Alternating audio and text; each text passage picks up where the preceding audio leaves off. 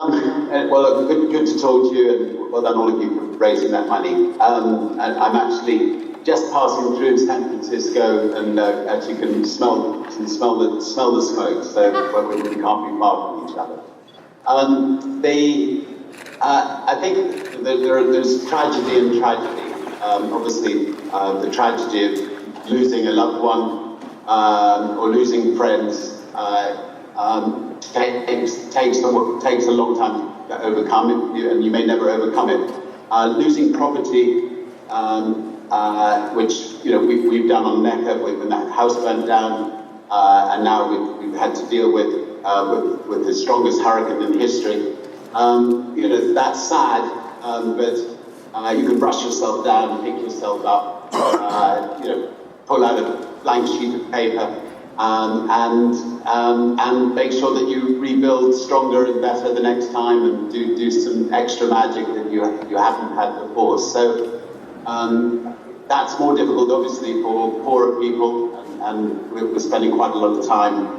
I've just been to Washington to see the World Bank and the IMF to try to get help for the Caribbean as a whole, because there's a lot of poor, young, old people who've been, lost everything, and they need a helping hand. But I think for the most likely the likes of the people who are watching this show, when you disaster like this strikes, you just got to try to make an opportunity out of it. I appreciate that. And to get more to the point of what we're talking about here at this Cannabis Business and Technology Conference, with the legalization of cannabis here in California, and eventually nationally, of course, right? It means that marijuana will be a part of our children's lives in a very different manner than it was in ours during full prohibition. And I'm curious, you're a parent of 3, what advice do you have for other parents on how to handle the subject of cannabis around kids in this increasingly changing era?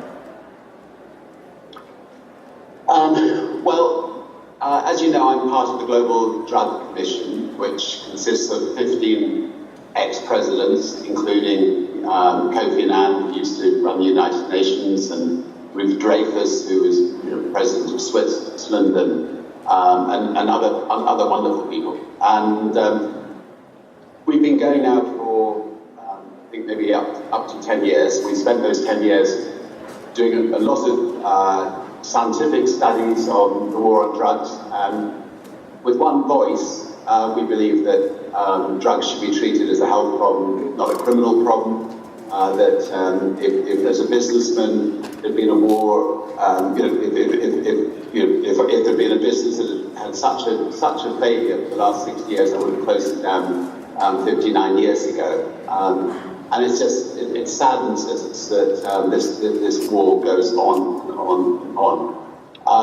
What we all say is that it doesn't matter what kind of they should be regulated. They should be they should be taxed, regulated, monitored, and people should be warned about the dangers of certain kinds of drugs, like skunk is obviously can play with people's brains, and therefore should be taxed much more heavily.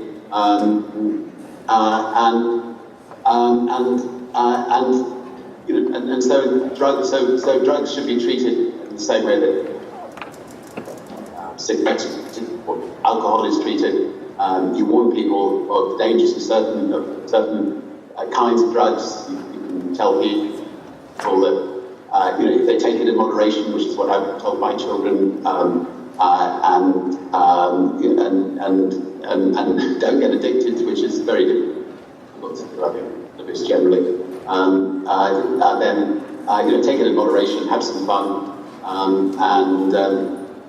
and that's the way to deal with it. And obviously something like heroin, ideally, do not take.